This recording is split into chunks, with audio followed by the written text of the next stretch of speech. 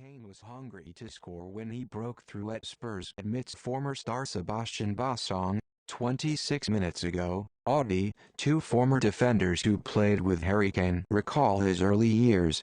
Sebastian Bassong was in the Tottenham side when a young Kane was rising through the ranks. He was hungry for goals. Obsessed. Kind of selfish. He wanted them so much, all the time. He was shooting from all over. At times it irritated the older guys when he trained with us and didn't pass. That's what made me laugh about him. Jermaine Defoe spoke to him a few times. He was getting irritated because he didn't get the ball. He reminded me of Gareth Bale when he came through, an introvert, but not in a bad way.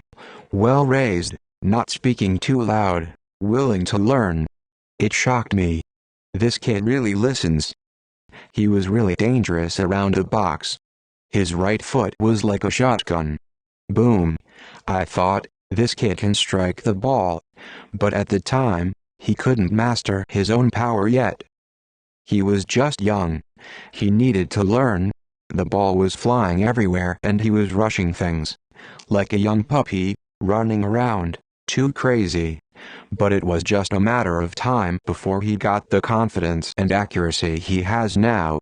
When I faced him he was back at Tottenham after a few loan spells and I was playing for Norwich. The big difference was the composure he had gained. He was turning into a complete striker. You could see the confidence Mauricio Pochettino gave him. Tim Sherwood first, then when he and Mauricio developed a relationship, things turned.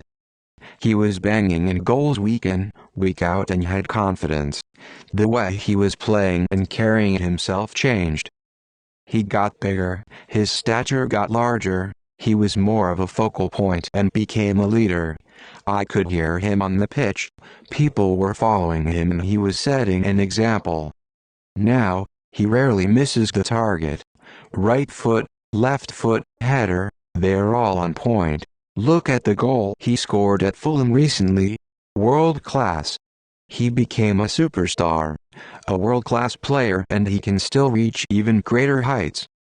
Before breaking through at Spurs, Kane went on a number of loan spells starting at Leyton Orient age 17. Former O's player Ben Corley was at the club at the time. Harry joined with Tom Carroll and Paul Jose Mpoku, and Harry was probably the furthest behind. He was big, naive, very good with his feet but had lots of work to do.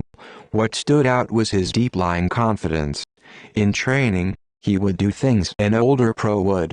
If there was a free kick, he'd want it. Every day he wanted to be a better player, to practice finishing, free kicks, shooting.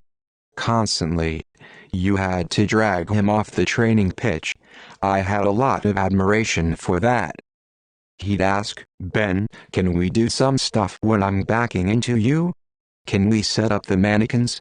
Can I practice headers from goal kicks? He'd stand in front of me, we'd be elbowing each other. He wouldn't give up. You couldn't bully him.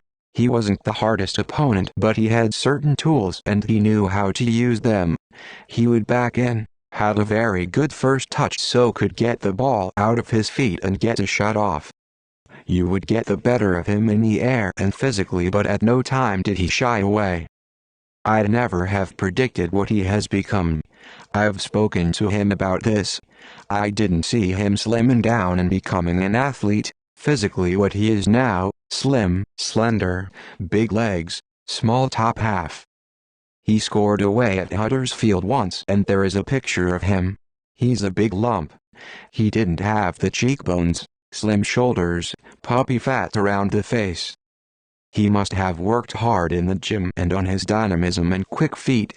He's gained a yard of pace and has a running style I didn't see in him. By coming to a League One team going for promotion, he showed why he is a leader and has developed into a captain. We had a run to the FA Cup quarter-finals and Barry Hearn arranged an end-of-season trip to Las Vegas and he came. He played golf every day. He was a bit boring, but then what can a 17-year-old do in Vegas?